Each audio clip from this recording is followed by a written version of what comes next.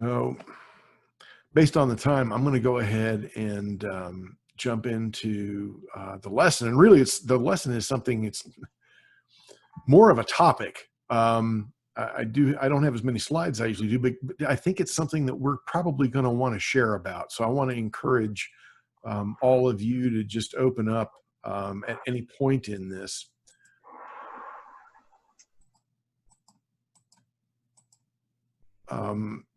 I'm still working from the So You Want to Talk About Race book.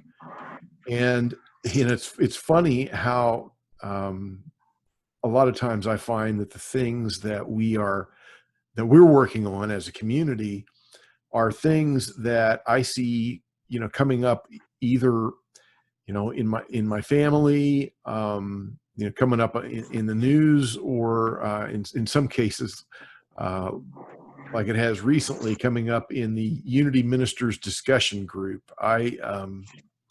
I've kind of made it my mission to be, that white guy that when people say stuff that, kind of smacks of privilege, I'm the one that calls them on it. I'm throwing the flag and not giving up when they push back, which is, happens quite a bit because people get very comfortable in their belief systems. And, and boy, ordained ministers, especially, ones who've been around for a while. And it's the folks that I refer to sometimes as Phil Morrisaurs, that I really have to, and sometimes I finally, it's just like, yeah, they're not going to get it. So I don't really need to waste any more time, but I really think it's necessary to, if there's anything that we can do as, that I can do as a white skinned guy, it's certainly not try to open my mouth up in the space where black people are telling their stories. It's to talk to other white people. So it's funny that privilege is, I've been hammering away on posts about privilege as recently as late last night. And I got another response that I'm going to have to get back to, but I told myself I could take Sunday off. So I'll get back to that. But the funny thing is this is not new. Okay. This idea, the concept of privilege and how we talk about it may be new to us today, but the effect that privilege has had is historic. And, we can even go back to, I always try to relate things to Jesus when I can, because I think he's the example, he's the model. And of course, there are some things in the Bible that I really am pretty sure he did not do or say. So you kind of have to suss out, both from, deep within your own heart, and, in my case, at least, doing the Bible exegesis and doing some research, finding biblical scholars that are a lot more educated and smarter than I am, to see what's really authentic and what's probably, self-aggrandizement from, the next couple of centuries. But it's very interesting. So at one point, and this is from Luke, he goes and he's actually having dinner with a Pharisee, right? So he's sitting down. It'd be like me going to have dinner with a Republican at this point, right? So, or, maybe Pastor Chris, right? From Church of the Highlands, right? So, they're going back and forth. And this is a little bit after the point at which my screen's not sharing. Huh. Okay, let me just fix that if I can. Let me get you the, all right. Okay, that is hidden, that's why. All right, PowerPoint slideshow, share. Okay, here we go. So this is the point right after Jesus has done it's a fairly famous little passage about the cleaning of the inside and the outside of the cup, right? So, the Pharisees pointed out, hey, dude, why aren't you, washing your hands and stuff like that?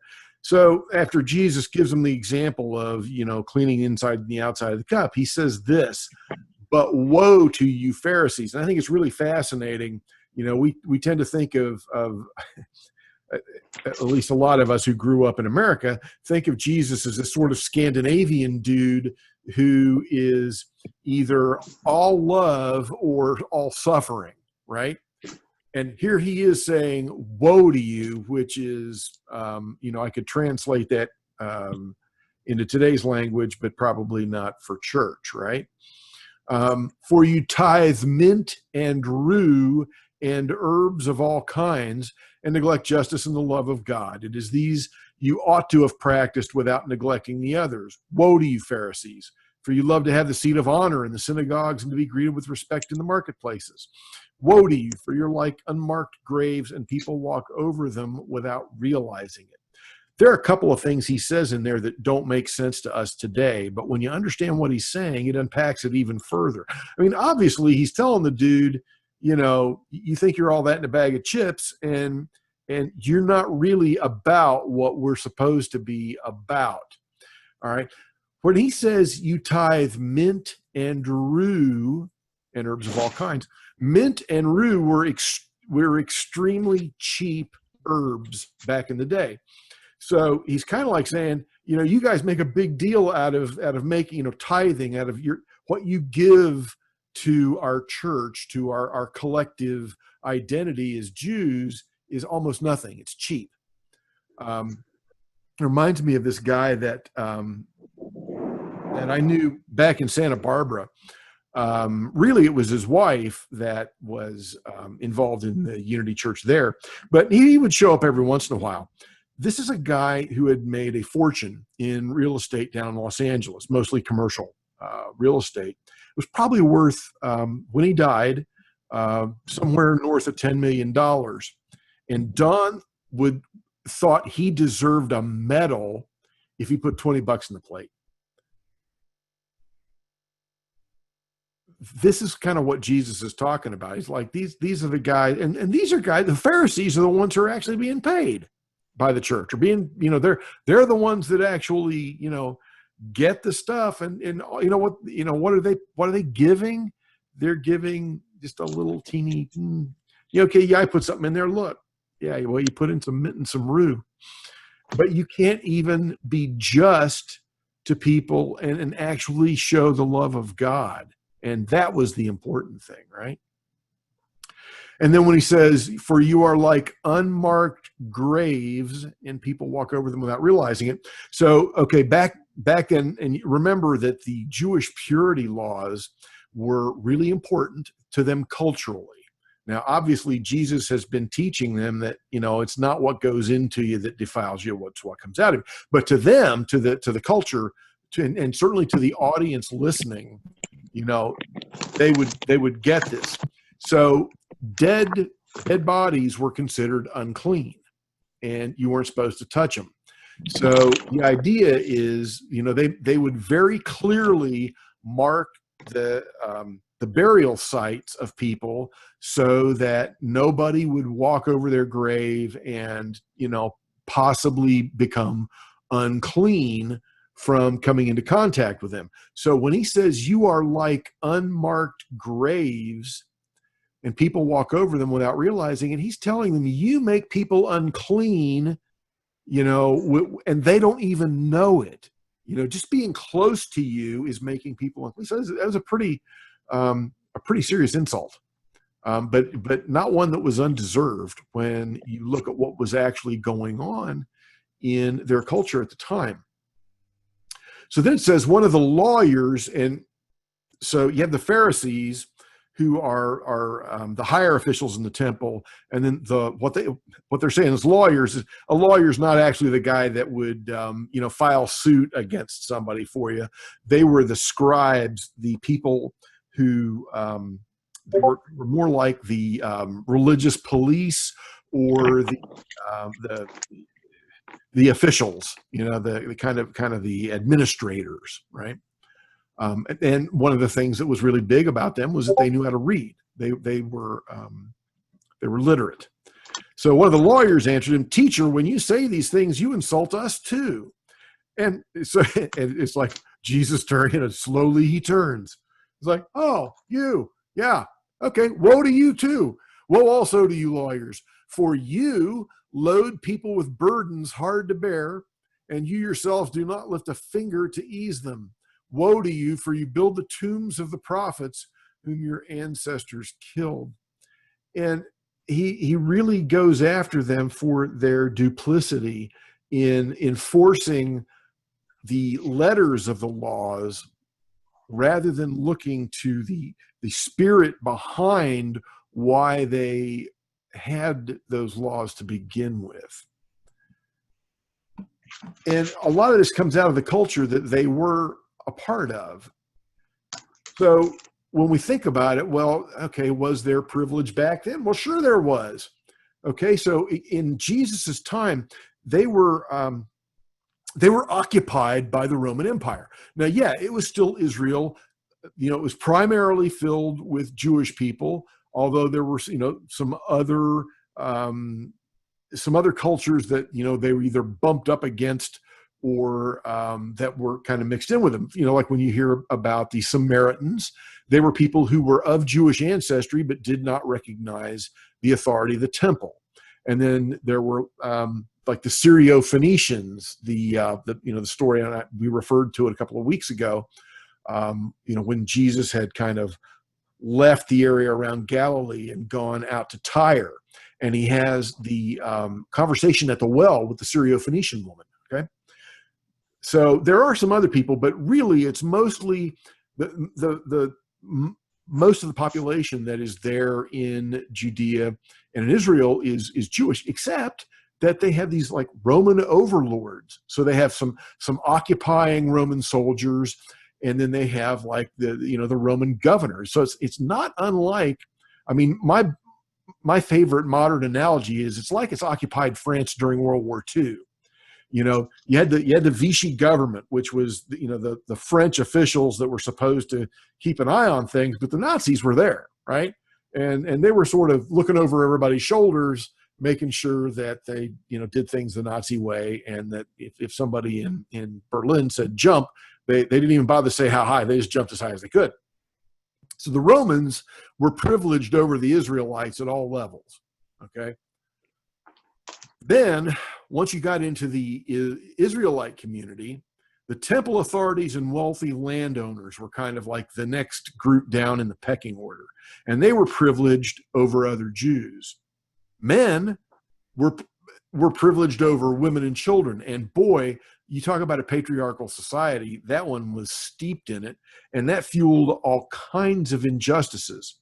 So, for example, to this day, we have some Christians that want to look down on people for getting divorced because Jesus talks about, it's a sin to divorce women. Well, why did he do that? So back then, all the property belonged to the men, right?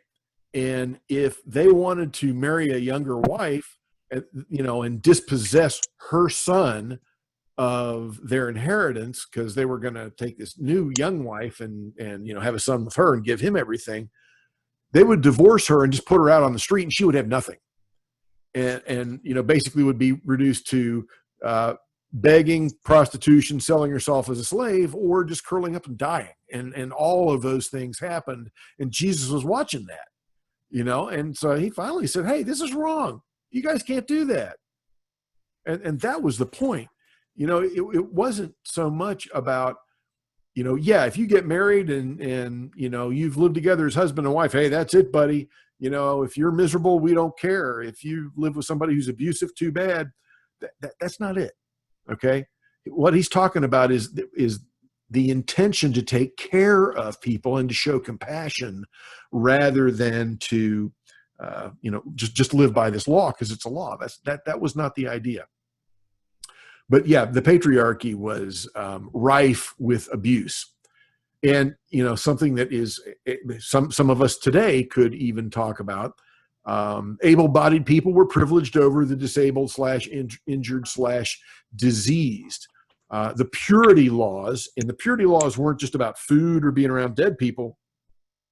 They extended to your bodily health, so that people who were considered lepers, like if you had any kind of skin condition, they probably called it leprosy back then. If the heartbreak of psoriasis, right? Well, just because you have psoriasis doesn't mean there's something wrong with you. But boy, back then it did. They would just really, toss somebody out and say, yeah, don't be around us. We don't, you're not welcome here. And that was all part of that system of privilege. So privilege is certainly nothing new. Calling it that is a fairly recent development, but it's been around for as long as people have been able to look at somebody and say, you look different than I do. So we ask ourselves, okay, so what actually what does that mean? What is privilege? And Ijeoma, in the book, So You Want to Talk About Race, boils it down to this very simple sentence. Privilege in the social justice context is an advantage or a set of advantages that you have that others do not. Right? And what I loved about this was, she tells, a story about being part of a community of people of color in the Seattle area. And at this one of their gatherings, they're getting together in this park, and some other people of color who have been off over there playing basketball come up to them and want to be part of their party. And she noticed how her group treated that group. And, what it points out is that almost all of us, no matter how underprivileged or a-privileged we may be, and certainly as a Black woman who is on the LGBTQ queer spectrum, right? She's certainly gotten the short end of the stick in a lot of ways, but she then went through a bunch of the ways that she was actually privileged. And so what we then do is say, well, why do we care about it? What's the point here? And I love this quote. She says, not only is the concept of privilege integral to our real understanding of the issues of race in the West, it is crucial to the success of any efforts towards social justice that we make. Privilege really is it's like the skeleton of the injustices that we're trying to correct, that, all the things that we look at and we say, man, that's wrong. Well, why is that wrong? Well, it's because somebody, has a privilege that gives them something over somebody else, and so many of these things are things that we overlook. And that's really, that's been the lie about the United States of America ever since, way back when. The whole Horatio Alger idea that, oh yeah, you could have, nothing but, your two hands and your strong back. And, as long as you work hard, you're going to get ahead in this country. And that's a lie. And it's been a lie for ever since the first boatload of Africans before then, ever since the first Native American was murdered by settlers for something. So, she had this list of things that you could come up with, and these are just a few of the things. And I actually kind of put this guy in here for Laura, who isn't with us today, but that's Homelander, who is one of the heroes from the show The Boys. That's a great show. Isn't it? I think it's one of the best shows that's ever been on television. It's so well written and so thought-provoking. But this guy is a symbol. He's supposed to be a symbol of what's right about America, and he's several of these things. He's white, he's male, he's, supposed to be cisgender and straight and tall and conventionally attractive and a superhero. And he is evil, rotten, and power hungry to the core, which is a great, it's a great metaphor for what we see around us in America. But, you look at some of these. Have you always had good mental health? Some of us would have trouble saying yes to that. Did you grow up middle class? Are you white? Man, I'm a lot of these things. I'm a documented citizen of the country I grew up in. That's one that we almost never think about. And yet, you look at like the Dreamers, some kid that got carried into this country when they were 11 months old, and yet they have to hide in plain sight in their homeland. Did you grow up in a stable home? And maybe not. Do you have stable housing? Do you have reliable transportation? Are you cis? I have been the recipient of so much privilege that I never even thought about. It's humbling. It really is. Now there are a couple of very minor ways that I can think of that there are people who are privileged, not to be like me. We talked about adverse childhood experiences a few weeks ago, and my score on that scale is really high. In fact, it's so high that I should. This is supposed to. If I were average, this would be my last year on the planet. People with 6 or more ACEs, their average lifespan is 60 years, and that's how old I am, and that's how many ACEs I have.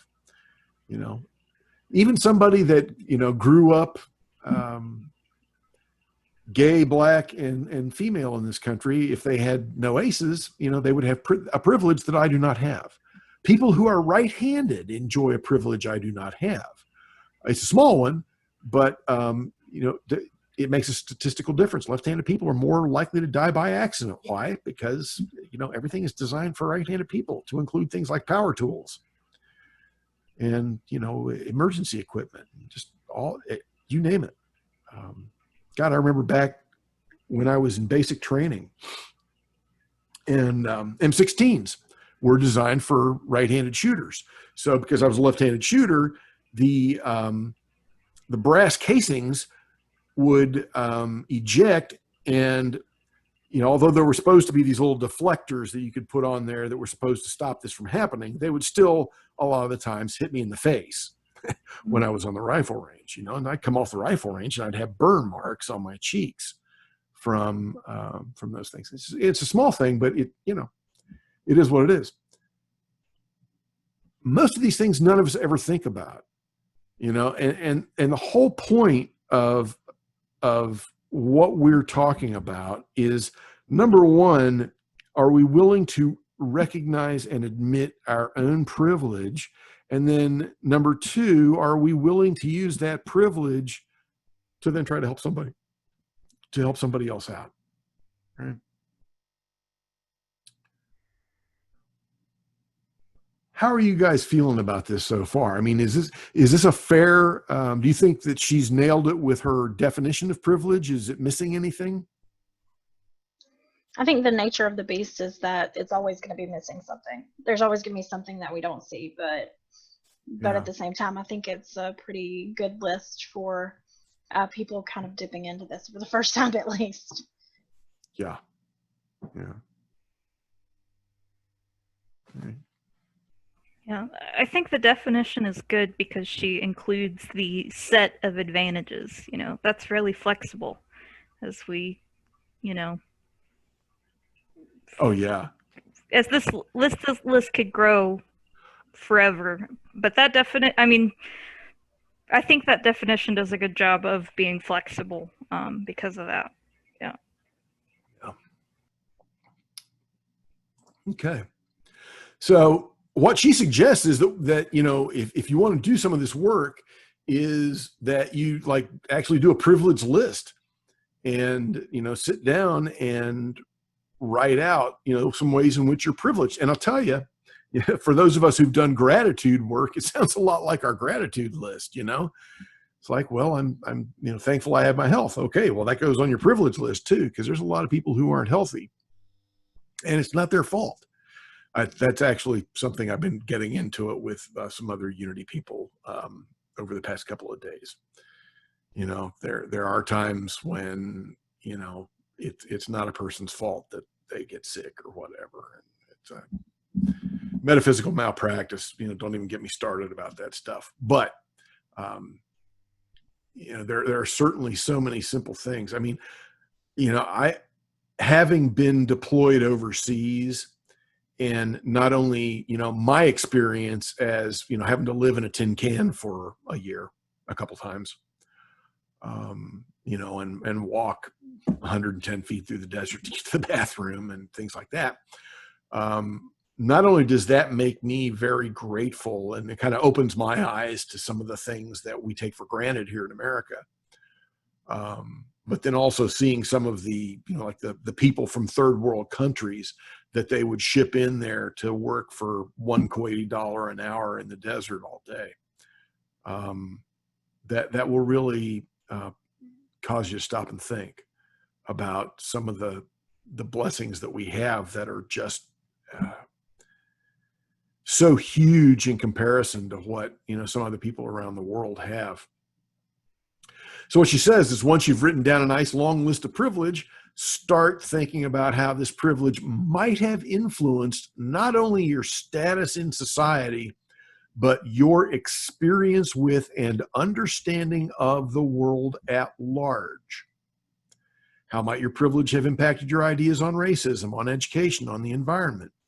Then start seeking out work on these subjects by people who don't have your same privilege, and listen when those people are speaking. And I found a couple of titles there that are, further explanations on and derivations on this subject. But boy, that, how might privilege have impacted our ideas about racism, education, and the environment? So many of my friends, and in some cases, relatives, they can't see systemic racism because they can't see their privilege. And they refuse to believe it, right? And she kind of talks about that as well. And I thought this was really, really good when she says, we don't, and it's like, well, why? Why can't other people? I mean, it's hard for me. I'm still having to open my mind sometimes when, somebody mentions privilege, and I'm thinking, oh, wow, that means me. I was privileged like that, and she says, we don't want to think that we're harming others. And that's, like, I think about my brother, who really doesn't believe that, we were privileged. Okay. He's a nice guy. I mean, he flew his C-130 into landing strips where he was getting shot at to pull wounded people out. He's a good guy, right? He doesn't, we don't want to think that we're harming others. We do not want to believe that we do not deserve everything we have. And we do not want to think of ourselves as ignorant of how our world works. And there are so many people in that boat out there today.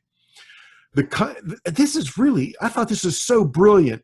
The concept of privilege violates everything we've been told about fairness and everything we've been told about the American dream of hard work paying off and good things happening to good people. And I think that's when some of the people that have been hoodwinked into this Make America Great Again business, I think that that's what they mean. I don't think that they all mean, let's put white guys back in charge. I think some of them want to believe that everything that we've ever been told about fairness and, truth, justice, and the American way was true. It's like my brother, when he called me up and he was complaining about them going after Columbus. We were taught that as little children. We want to believe that those things are true, that in 1492 Columbus sailed the ocean blue. And I still know that poem, and that's deeply ingrained in me. And I want something I know. I want to have the things that I know work out to have been true. Everything we've been told about the American dream of hard work paying off and good things, that's the fairy tale. If I do this, I can expect that. We want to know that if we do A, we can expect B, and that those who never get B have never done A. Oh, he didn't get rich. Well, obviously he didn't work hard enough, or she. The concept, and this is good. The concept of privilege makes the world seem less safe. We want to protect our vision of a world that is fair and kind and predictable. And then she goes on to say that reaction is natural, but it doesn't make the harmful effects of unexamined privilege less real. I think this is a key. I think to really understand those people that don't want to hear about privilege, that don't want to hear that the good old US of A is full of systemic racism, it's because they're afraid. And that's going to be part of our job. Those of us that want to do this work, those of us that are working for justice, is we can't just tell people they're wrong, although, we really want to sometimes. We have to find a way to get at that underlying fear. And I am wide open to suggestions on how we're going to do that.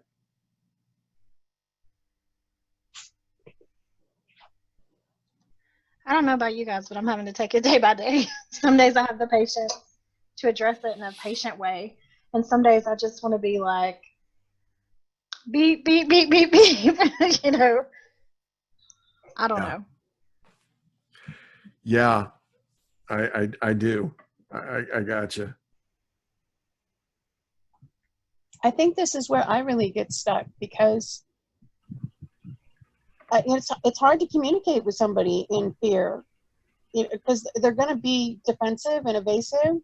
And so, so to even have them look in that mirror, even before it gets to how their assumptions are, frankly, deadly for other people. Even just, anyway, I just, where do you start?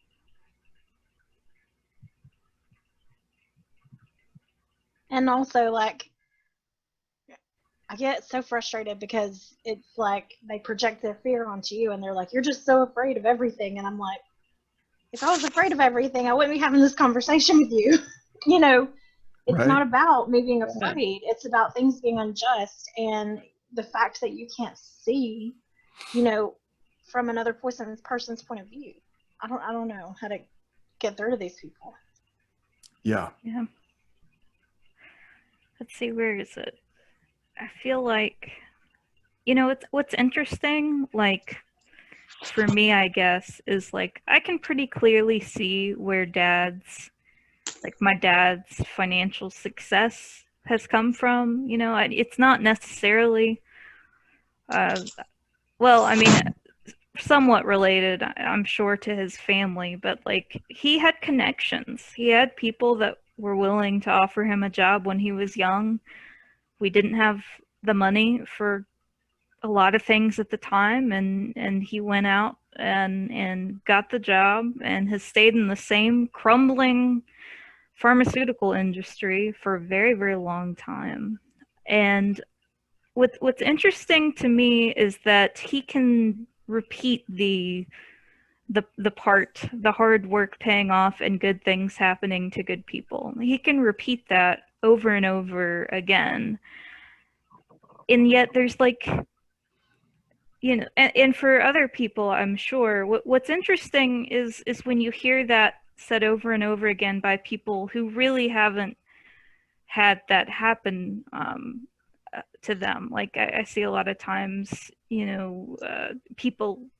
white people who are poor saying, well, we're not privileged, blah blah blah, but they still repeat the line, the bootstraps, the hard work. And I see a lot of self-critical thinking in my dad. My dad holds himself to this perspective. He blames himself for the bad things that do happen to him because of just how much he believes in everything being his responsibility. There are things happening in the pharmaceutical industry right now that he does not have any control over.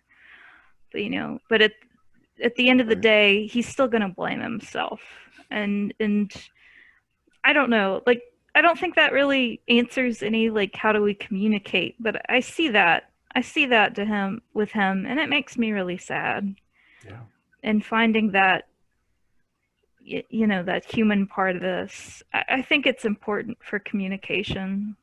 Whatever's gonna fix any of this, I think you Yeah. touched on a very important point, that the American dream mentality is kind of, it can be toxic for everyone, and it doesn't have to always include race when you're talking about that, because that idea that if only you were good enough, you know, you would have been rich too. Like you could have, Yeah. Yeah. that's not necessarily true. You can't always get there just by working hard. I mean, all of us that are on here are hard workers. None of us, unless somebody's secret rich, are wealthy, you know? Yeah. No, as soon as I get a house, I'm gonna be back to like step A. I It's I not. know what you mean. It's always in flux. It's not really none. Yeah, it's hard to be that consistent and that secure. That's a lot of money. Right. I mean, like, but like that in general, like if you can take that and piggyback off that and say, well, you know, if a you know, if this is having this effect on white people who have a better chance of achieving these goals than other races, you know, then you're seeing a disproportionate, even like an even more disproportionate amount of people, and you know, communities Absolutely. of color that are experiencing this as well, and that's kind of internalized self-loathing that may be so deep down that they don't even realize they're feeling it, because like it takes a lot of introspection to kind of see it in yourself, like, am I holding myself to too high of a standard here? You know, that sort of thing. I don't know how to explain that, but anyway. Oh no, I got you. You know, I mean, I thought that, hey, if I go out and I go to Hollywood and I get a master's degree in directing from, you know, Cal Arts or UC San Diego, and I ended up getting one from Cal Arts, there's no reason I shouldn't get into the Directors Guild and, you know, be able to you know, do all those things I dreamed of. Well, there were a lot of reasons, Mm-hmm. you know, and that ended up not happening. Even though I did actually get the MFA from Cal Arts. That's a different story for a different day. I just think we have to dispel this idea that America is perfect. I think Oh God, yes. until we can address that, the whole thing that America is this perfect dreamland for everyone, then nothing is going to happen, because we still have these people who want to see it that way. And it's great to have pride in where you live, because I do have pride in where I live in certain ways, you know. But at the same time, I can see that we have a lot of work that needs to be done as a society, and there are issues that come from this kind of unchecked capitalism that we're praised for, and that, you know, until those sorts of things can be addressed, we can't have the society that we see ourselves as. No. You know. Yeah, and I just as I was doing my own research, I found this little thing I got the screen grab of that I thought was very telling. I had typed into the Google search bar the words "why privilege," and the first thing that popped down was why white privilege does not exist. That was the, you know, the number one answer of the predictive text. What's interesting is the next three, and who knows, maybe more, but the next three things all have to do with computer security.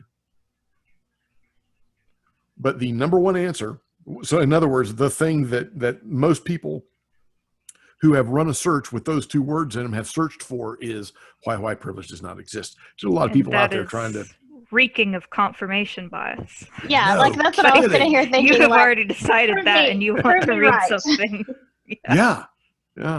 So yeah, we were talking about those white people that are like, hey, I'm white, but I'm poor, and, you know, blah blah blah. I got that right there, you know. So when we deal with those people, you know, what she says is, you know, we do our best to empathize with their feelings of anger, fear, and shame, and fear is really the big one. You know, because fear is what really feeds anger and what feeds shame. And I think it's a really good point that the more we do the work ourselves, the more that we explore our own privilege, you know, the easier that we can, you know, say, hey, you know, I was looking at me, and, you know, it's kind of like we're in the same boat together, not we're on the other side of the fence, which is what most of these discussions end up coming to right now, is that, we're on the other side of the fence. It's funny. I was just in this discussion that's become like a three-pronged thread in the Unity Ministers discussion group. This one guy says to me, Charles, strangely, I agree with most of what you say, despite the fact that you are so disagreeable in the way you say it. Please work on that. And I threw in a little meme after that. We have some people we should introduce them to. Yeah, I said I don't sugarcoat stuff because I'm not Willy Wonka. But anyway. Yeah, let me introduce you to my wife. That's what I was thinking. Laura would take him apart. Yeah. She's not allowed in the Unity Ministers discussion group, but yeah, it would go sideways in a heartbeat. But in general, like when you say things, you may be like blunt about them, but you're not usually, disrespectful unless someone picks a fight with you. Yeah, well, there's that. And then occasionally that happens, but usually it's not you that's getting out of control. I usually try not to brush people. It's just that most of the people in that in that group are not used to plain language. They're used to everything being, well, perhaps we could think about, blah, blah, blah. And that is so Southern, and we shouldn't do that. That's a bad thing that we have in our culture. Well, it's also very unity. There's even the phenomenon they call the unity sandwich, which is when you have to tell somebody no or deliver some news, you wrap it up in nice things. So you say something nice to them, like, wow, Jane, that was a really, I'm so glad that you're so passionate about, the whatever it is. And that was a great idea. We won't be able to do it, but I really appreciate you showing up and continuing to be a big part of what we do. Mm-hmm. You see how much time I had to spend, pussyfooting around, and, the actual message was no. So they're not used to people just saying no, period, end of complete sentence. So anyway, so what steps can we take to dismantle systems of privilege? So we just start looking at, possibilities of where we can leverage our privilege to make real measurable change, are all over the place. And every day, and this is a key, every day, even if it's just today on Facebook, right? Every day we're given opportunities to make the world better by making ourselves a little uncomfortable and asking, who doesn't have the same freedom or opportunity that I'm enjoying right now?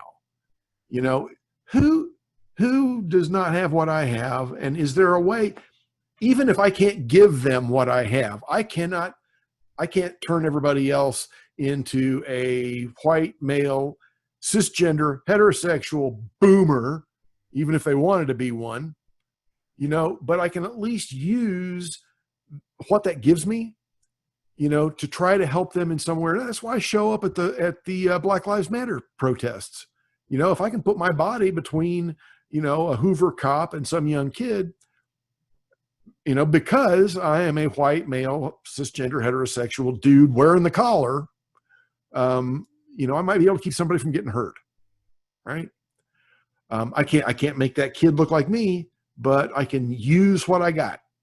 So that's what we want to do. We want to be able to use what we've got to help somebody out. And like the guy in this, cartoon that I'm sure we've all seen, he's tall enough to see without having a box. He can give his box to the kid that can't even see on one box, right? So that kid gets two boxes.